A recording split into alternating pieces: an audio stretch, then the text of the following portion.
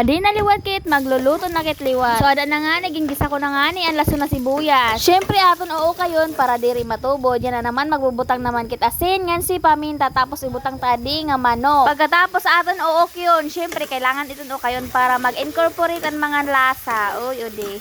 So ada na nga yan gimbutang ko na ang kamatis. Inandar la pagka umawon sa mitwaray ka videohin. Yan na naman ginbutangan ko sa dinga oyster sauce. Pagkatapos okay kayon tanaliwat okay nga waray katapusan. Yan na naman ibubutang tanaan ang palaya. Nagbutang lang muna si ditoy para pag mag-ukay, mauukay. Ano ko adto? Taladigti lang nga yan akong ginbubutang kay pag itigda ko ini pagbutang diri ko ini mauukay. Kay kaditi man sini nga ako ninulutuan. Mag-antos lak mo na kay maumanlaan mayon ak. Pagyaman ko mapalit na laak dako. An pangutana san o daw laak magyayaman. Oy odi pasagdi ibutang tadalang mo na ini. Takpan ta na para magkuros. Tapos adi na pagkuros-kuros na nga ni an ako na nga ni ginabrihan ngan ginukay-ukay ko na liwat. Nakurian lak og mag-ukay kay kapuno. Ngan pagkatapos ginbudburan ko sa dinga pampalasa para ma-enhance ang kanya lasa. Idi wow. Tapos aton okyon para sahid marasa.